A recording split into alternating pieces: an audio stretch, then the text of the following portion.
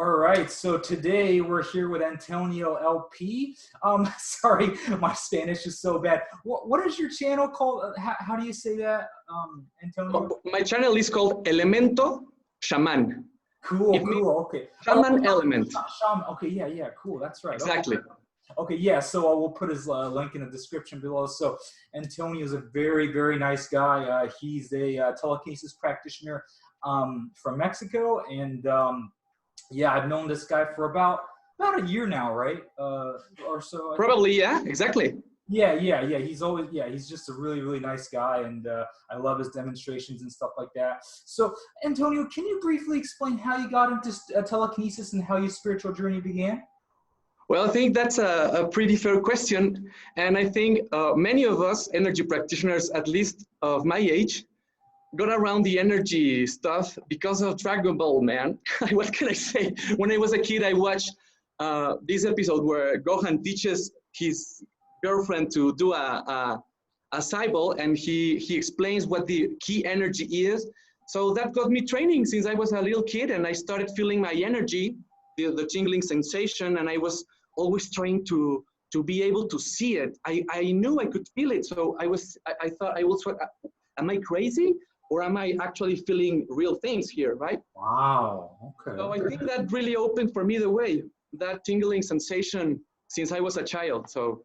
Wow, so literally you didn't have like a martial art background or a yoga background? Oh yeah, no, definitely, I do actually, yeah. I do have a martial art background, but they never taught me that in the school, I mean. Right. What martial art did you practice?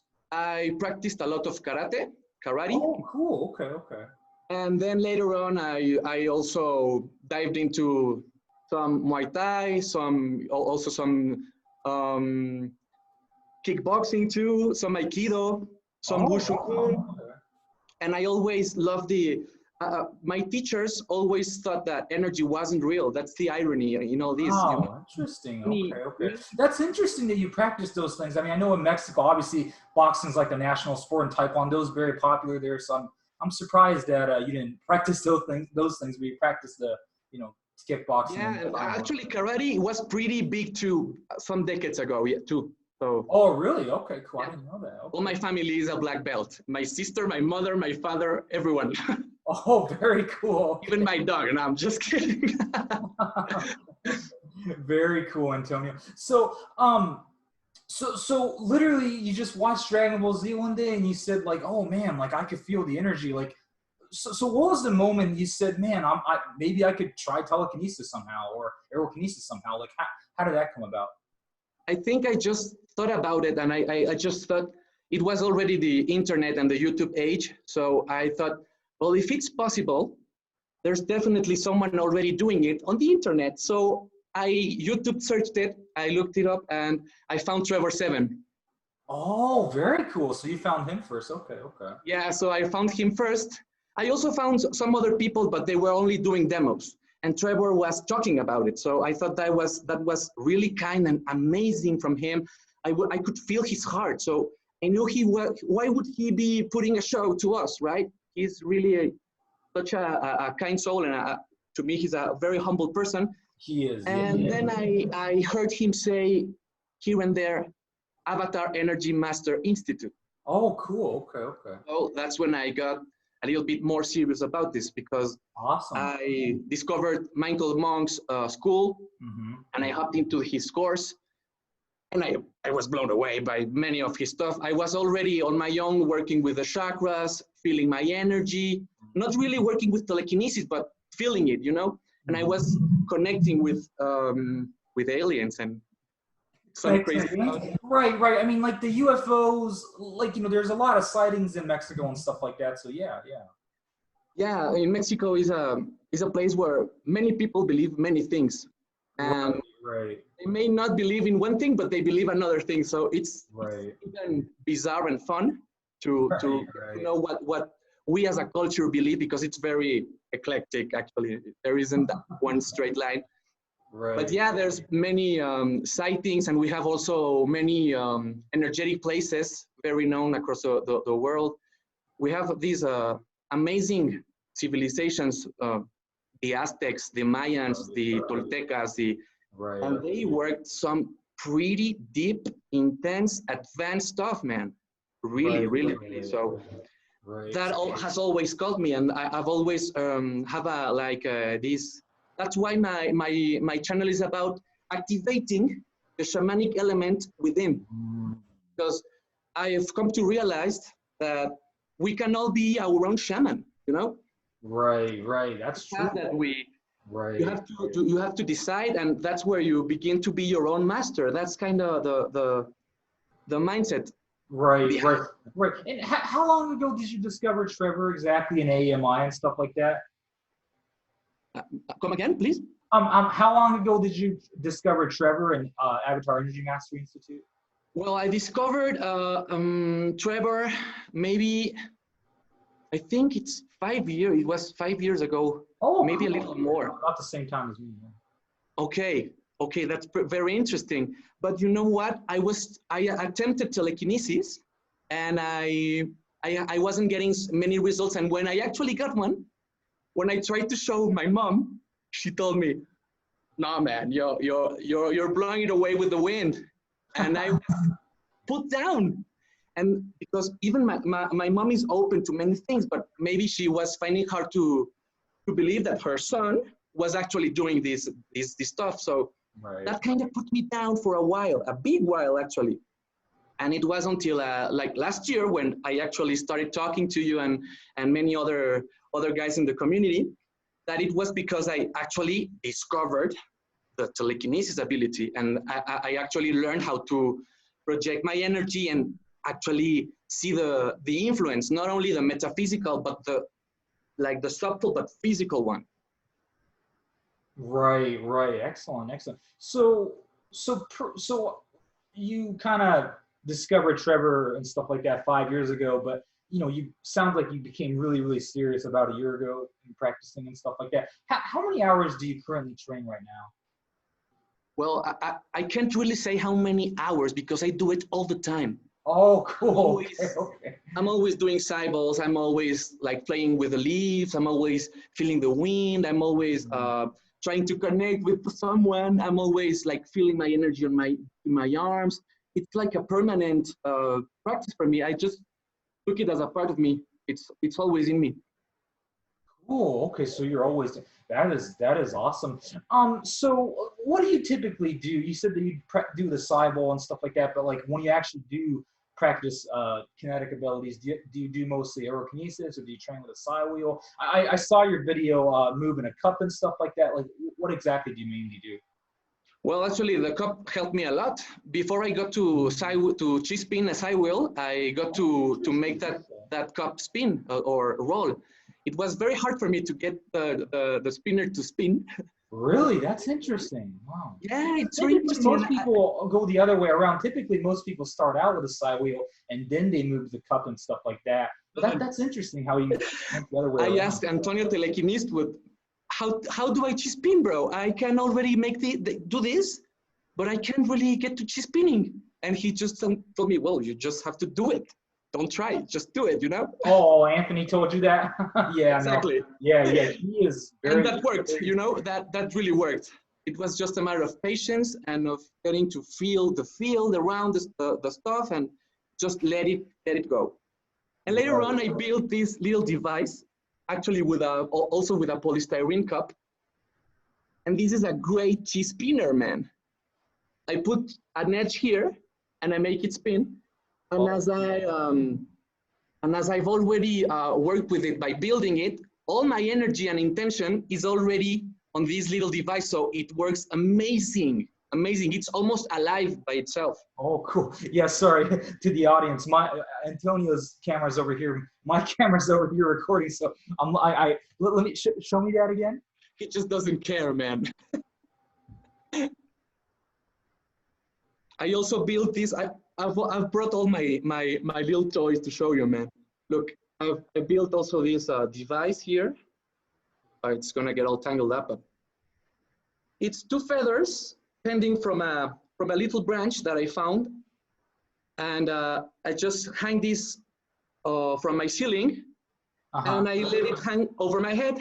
Oh, that's really neat. Wow. Okay. Man, it's amazing. There was a point where I was doing so much telekinetic stuff around me and in my room that everything was moving all the time.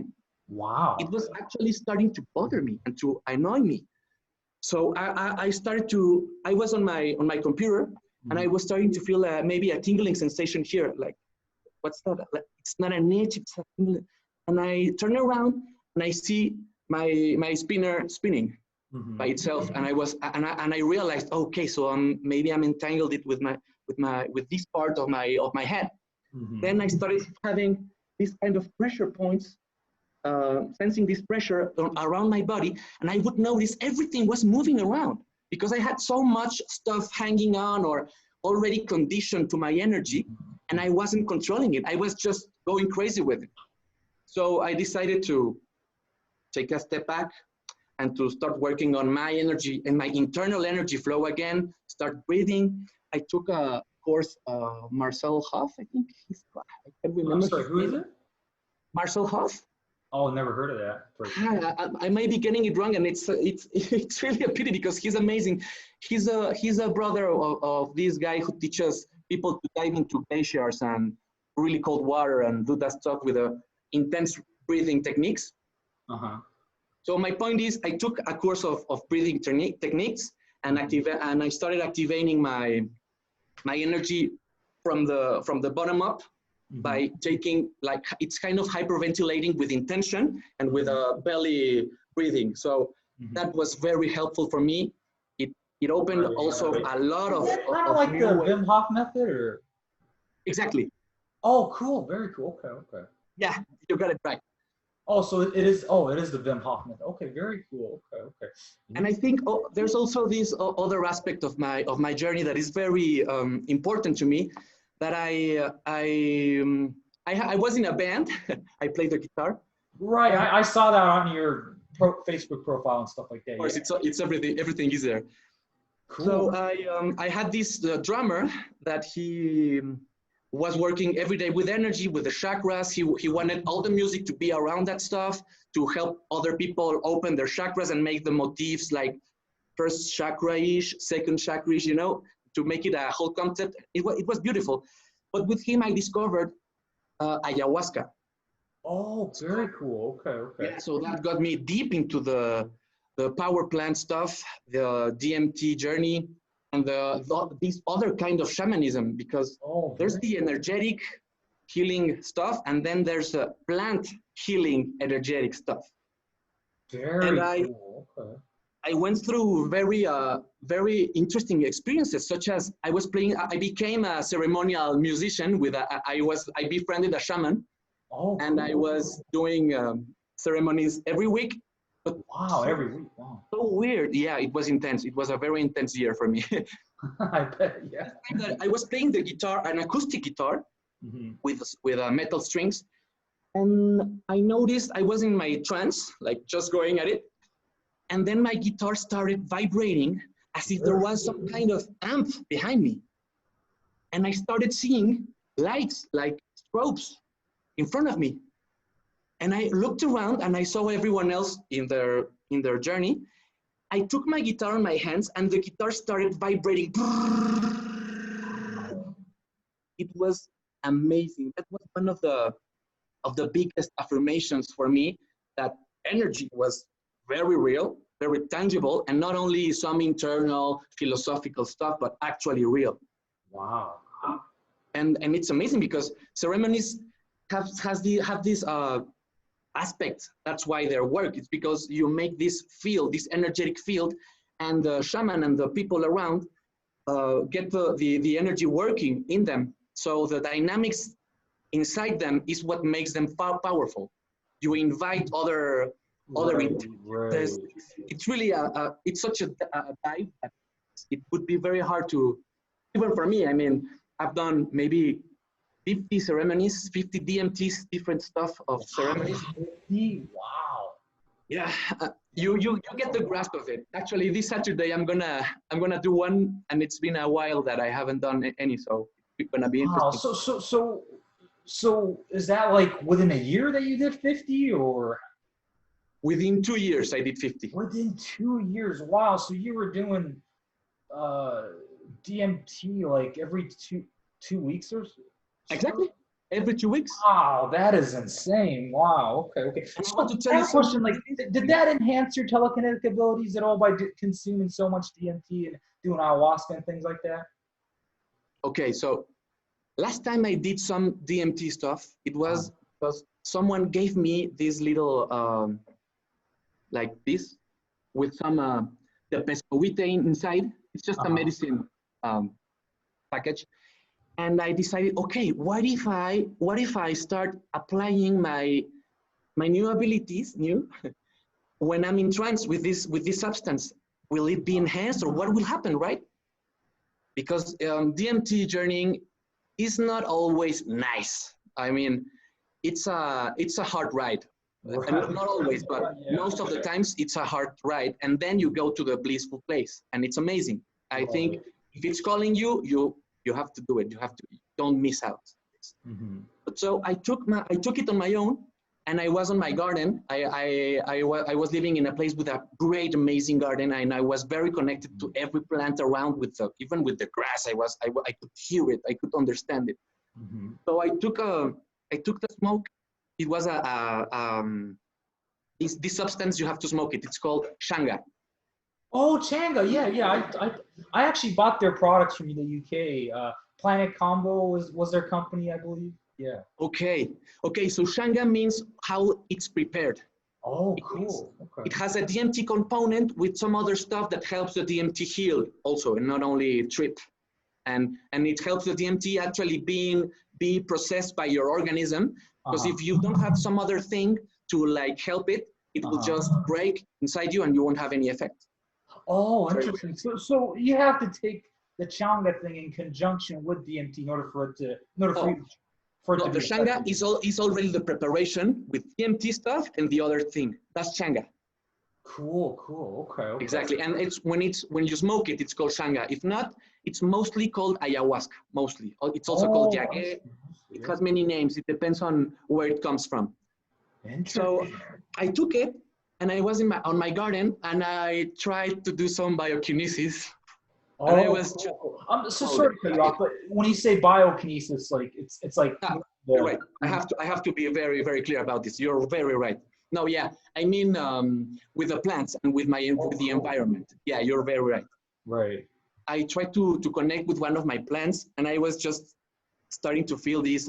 When you do DMT, I don't want to spoil it for anyone, but it's very related to the sensation of dying, of death. So you go there.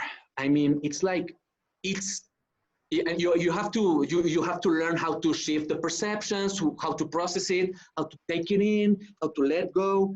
It's a process. I mean, but you go there. You go to that field of death and life and everything around you, and what you are really aware of and what you are not that aware of, and then there's new information coming in. So it really gets you, depending on what your intentions are, what's the pace you're in when you do it, what is around you. Everything makes a difference in the experience, and that's what it's teaching you. You are living this experience. It's not only smoking; it's the experience, and you won't get away from it. It's this. You are here, right? At least now. So it was very overwhelming, I must say, because I tried to connect, and I was just feeling the trip, and I was just, okay, this is not something I need to work this. This is not something, I mean, it was a cool experiment, but it is definitely not something I would recommend to expand. Right. So I thought it would be, but go ahead. no, I was done. So when you're taking psychedelics and you do aerokinesis or whatever else kinetics you're trying to do, like, you said that it's a little bit too overwhelming and stuff like that, but do you, in your opinion, is it actually more powerful than, doing it from a normal state? Well, I've done aerokinesis while being high on weed, and it works just as well. I can say it has enhanced my abilities. Actually, I would say it really wouldn't do a lot for me. I prefer to do it just down here. And talking about psychedelics, I've just tried to do it with DMT. Like I haven't done it with LSD or something like that. I've tried LSD, but not with a kinetic approach. So I wouldn't, look, as Robert Smith said, conclusion is the death of an idea. So for me, it didn't work that well. You talked about AMI. So a good friend of mine, Barbara Hurry from AMI, she, shared a fascinating story with me, where she took DMT, with Michael Monk. Wow. And then she was saying she didn't necessarily do telekinesis, but she was saying that she was able to basically, I forgot the story. I think she said something like while she was on DMT, she was able to push him or something like that with energy or something like that. Okay, yeah. That I can't believe. Yeah, because when I did it by myself, I didn't do a ceremony, and I think it's very, very important to contain this stuff, because it's almost as if the substance is alive and it knows you, and it feels what you're doing. That's why it's called medicine. I don't know if you know that, but the indigenous approach is this. This is not it, by the way, but it's just a little jar with some seeds that I use to practice levitation, well, micro levitation, and they work amazingly. But when you don't do it with a ceremonial approach, it's very hard to contain it and to get a grasp of it. But in a ceremony, as your friend tells, I have also met a shaman woman that showed me during a ceremony of ayahuasca. I was chatting with her. Sorry about that noise. If it's still going, I'm gonna move. Okay. Oh, no, you're fine. I don't hear that. Okay, perfect. So this woman showed me. I was chatting with her during the ceremony. I was doing so fine. Everyone else was vomiting and crying, but I was doing so well. I don't know why. I'm just very lighthearted, I think. And she showed me, look, us shamans almost never move between the three-dimensional world anymore. Watch this. And she did this. There was this guy in front of us, like a couple of feet across us. And there was this guy like this, like just having a really bad time. And she told me, look, watch. And she did this. And it was as if she was tingling this guy from his back. And he was like, and he threw up. And it was funny, but it was amazing. I mean, she was inside this guy, and she helped him vomit, and she helped him restore all his emotional stuff when she was talking with me.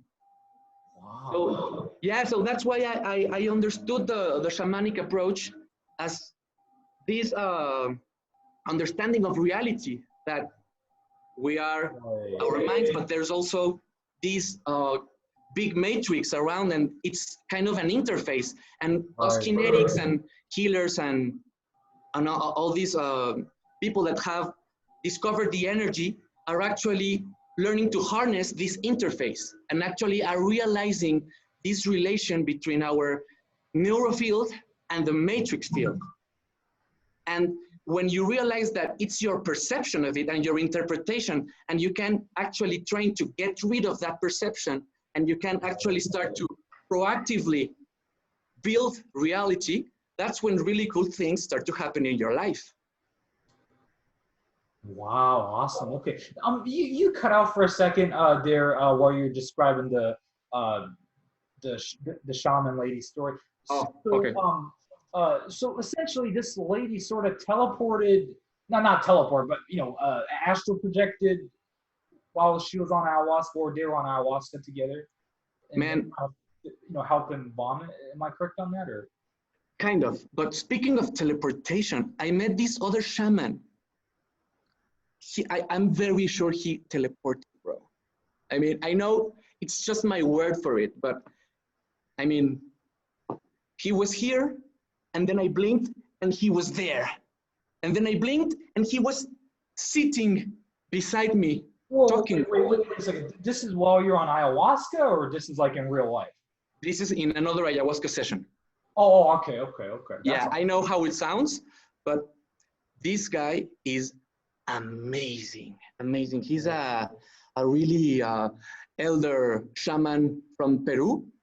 He's really known across this ayahuasca community, which, by the way, I'm not really a part of. I've just dive deep in it, but I'm not a part of it.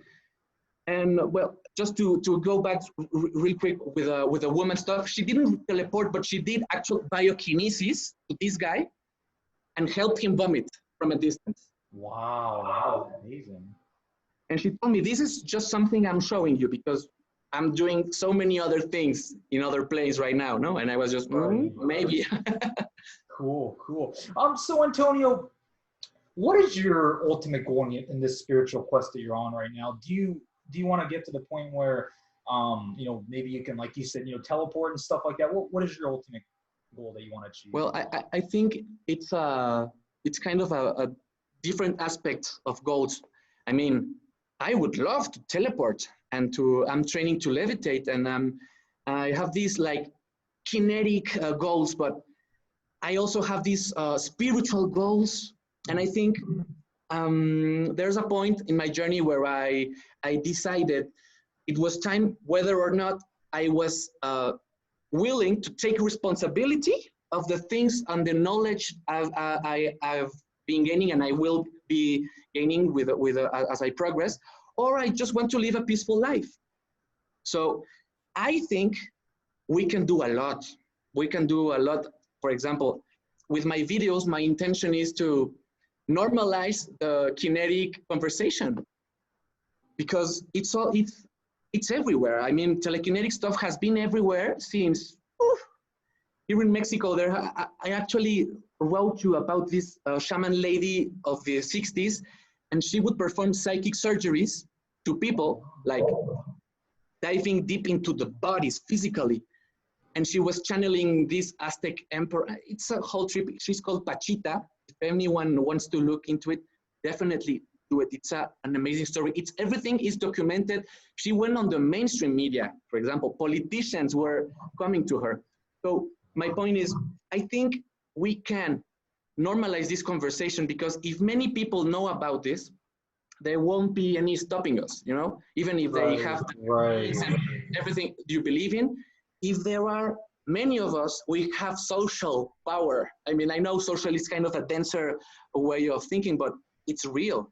And it's very powerful because that's how the system operates and oppresses the stuff. So, and my goal would be to help the planet eventually. That is awesome. If we're conscious about it, we can help other people get conscious easily.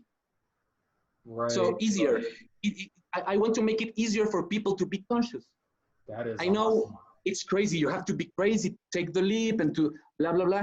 So that's what I want to do. I want to do, look, we can all be crazy like this and try the stuff, work on it, be mindful, be open your chakras, work on your chakras, man. That's my approach. When I teach someone some of this stuff, I always go to the chakras because that develops the self.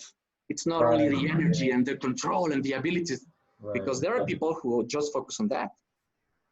Right. That's really, really awesome. Yeah. So it's wonderful that you have that goal in mind to spread consciousness and spirituality. And like you said, you know, make this a normal thing, you know, so we can all, you know, benefit from this amazing skill set. Yeah. So yeah, exactly. So that's really, really beautiful, man. I you know, I've always, ever since I, you know, first met you, I always had a great vibe from you. And then, you know, when you started sending me messages and, you know, voicemails on Messenger and stuff like that, you know, I can just tell from your voice, you're just such a, you know, really good person. Now that I finally got to, bro. you know, over, you know, on Zoom in person, I mean, I can just tell you're just an amazing guy, and you have such a wonderful heart and stuff like that. So yeah, I mean, I could relate a lot to you. I love your Naruto outfit, man. I really do. Yeah, no, I feel hyped when I see you like that. Yeah, that's it, man. Yeah, I love it. I'm like that too, bro. So I relate a lot to you, a lot. Awesome. Well, thank you so much. You're just such a wonderful person. And like I said, so once again, what was your channel name again? Thank you. It's Elemento Shaman. Shaman Element, but in Spanish is... Cool. Yeah, so definitely check out Antonio's channel. We'll put that in the description below, and we'll probably put a pin in the comments. So definitely check that out. Thank you so much for your time, Antonio. This was a fantastic conversation and interview. And yeah, thank you so much for sharing your interesting story about psychedelics and how that how that impacted your life and stuff and such. So, Thank you, brother. Thank you for everything you do, and thank you for opening these channels. Oh yeah, yeah, absolutely. So okay, Antonio, thank you so much. Thank you, man.